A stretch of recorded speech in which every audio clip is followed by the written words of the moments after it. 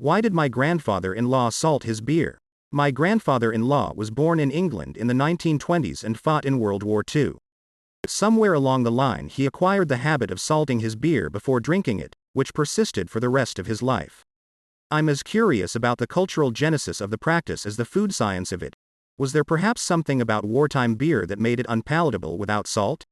I know there were other wartime food customs like bread and scrape, see link. 1.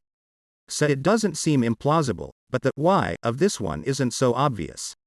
I can think of several reasons why you might salt beer. Salt is a natural flavor enhancer, so you'd be able to taste the hops and malt. More salt reduces perceived bitterness, so overly hopped beer would taste less bitter. The salt crystals may nucleate bubble formation, giving the beer more head. Briefly, I've heard of it being done before, but never with good beer, only low quality swill.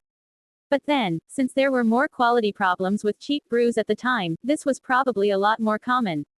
There are circumstances where working in a hot place will make people sweat so much that they need to take salt to avoid a deficiency. I first heard mention of this from a man who had been doing field work in the Blue Mountains of Queensland, then found out more when working in a metal foundry, after which I worked in a factory where salt tablets were made.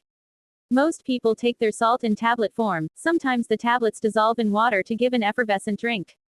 A salt deficiency can commonly cause very unpleasant muscular cramps. Among other things that can happen is a state that resembles drunkenness, but without euphoria. I have seen foundry workers put a dash of salt in their coffee. If you go back in history, you find that salting coffee happened in the 18th century coffee houses.